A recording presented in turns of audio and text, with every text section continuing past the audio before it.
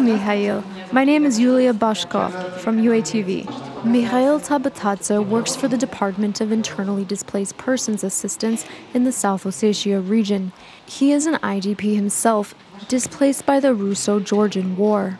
These pictures were taken before the war. It all burned down. They show Amnevi, the village where Mikhail once lived with his family. It was obliterated by bombs 10 years ago, together with the neighboring village of Nuli.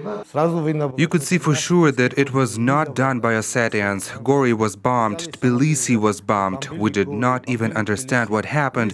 The planes were taking off. Mikhail has not been home for 10 years.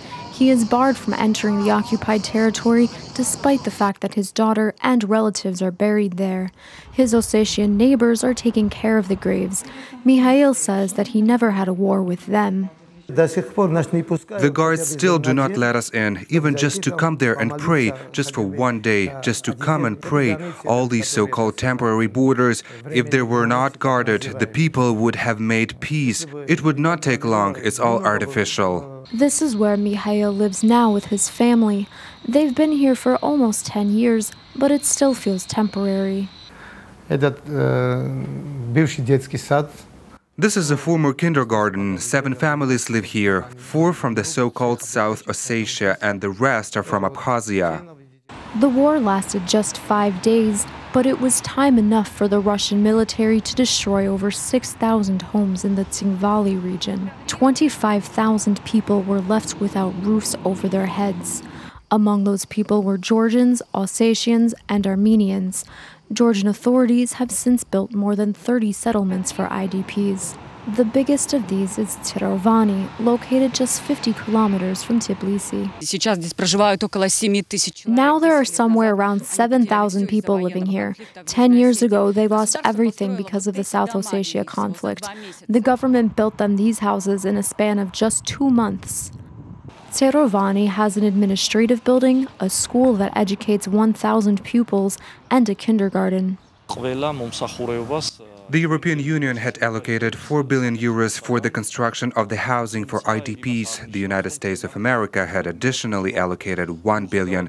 10 years have passed, but despite that, people would gladly return home. They expect EU and other Western countries to exert more pressure on Russia so that Russia would withdraw their forces. But while the housing problem was solved, the issue of unemployment is a more complicated one. Because of the high level of unemployment in Georgia, IDPs cannot find jobs.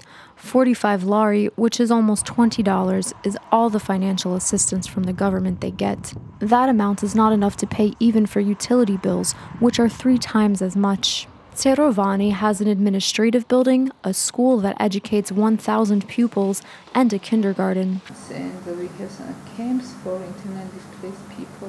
Nana Cherovani started the project called For a Better Future after the war. It includes many programs, one of which is focused on helping IDPs find employment. Nana says that even after 10 years in exile, people haven't given up hope of returning home. Akhalgori region was very peaceful.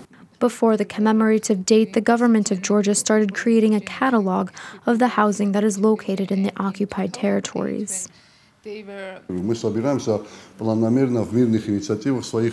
We are planning to return those territories back under Georgian government control through systematic peace initiatives. That's why documenting every resident is absolutely crucial. That is for the archives, for the ministries, so that in the future a person could get compensated, or it is for the Strasbourg court. In Mikhail's house, only one thing remains to remind him of home. It is a grapevine that his Ossetian friends sent him from their home village. This year it grew 3 or 4 meters. I feel happy looking at it.